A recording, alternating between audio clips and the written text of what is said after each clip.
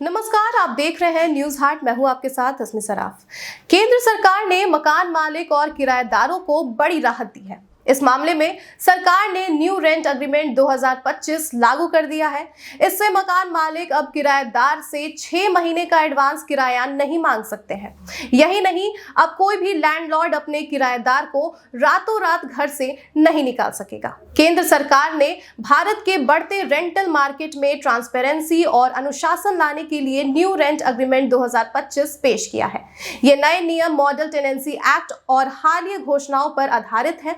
इसका मकसद किराएदारों और मकान मालिकों दोनों के हितों की रक्षा करना और विवादों को कम करना है। अब तक कई लोग रेंट एग्रीमेंट तो बनवा लेते थे, लेकिन उसे रजिस्टर कराने में लापरवाही बरतते थे। नए नियमों ने इस ढिलाई को पूरी तरह खत्म कर दिया है। अब एग्रीमेंट साइन होने के 2 महीने के भीतर उसका रजिस्ट्रेशन जरूरी कर दिया गया है। सरकार का मकसद यह सुनिश्चित करना है कि हर किराएदार का एक कानूनी रिकॉर्ड मौजूद हो।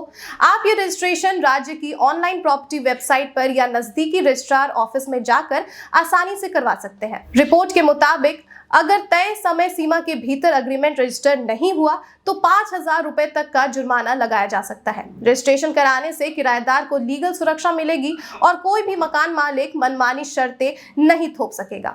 यह रजिस्ट्रेशन 2 तरीकों से किया जा सकता है। ये राज्य की ऑनलाइन प्रॉपर्टी रजिस्ट्रेशन वेबसाइट पर या नजदीकी रजिस्ट्रार ऑफिस में जाकर किया जा सकता है।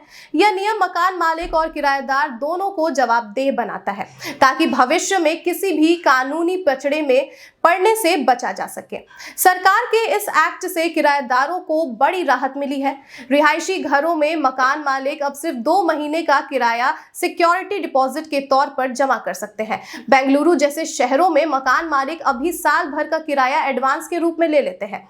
इससे किराएदारों पर वित्तीय दबाव बढ़ जाता है। कमर्शियल प्रॉपर्टी का 6 महीने का किराया एडवांस लिया जा सकेगा।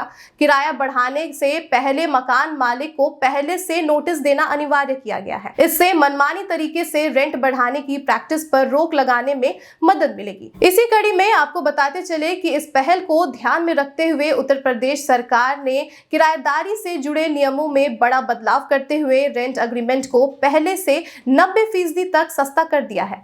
इसका सीधा असर उन लाखों मकान मालिकों और किराएदारों पर पड़ेगा जो हर साल किराया अनुबंध बनाते हैं।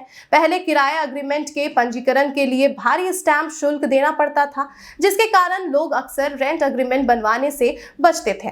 लेकिन अब सरकार के फैसले के बाद यह प्रक्रिया बेहद सस्ती और आसान हो गई है। नई व्यवस्था के शासनादेश भी जारी कर दिए गए हैं और पंजीकरण विभागों ने इसे लागू करना शुरू भी कर दिया है। तो फिलहाल के लिए बस इतना ही। आप देखते रहिए न्यूज हाट। धन्यवाद।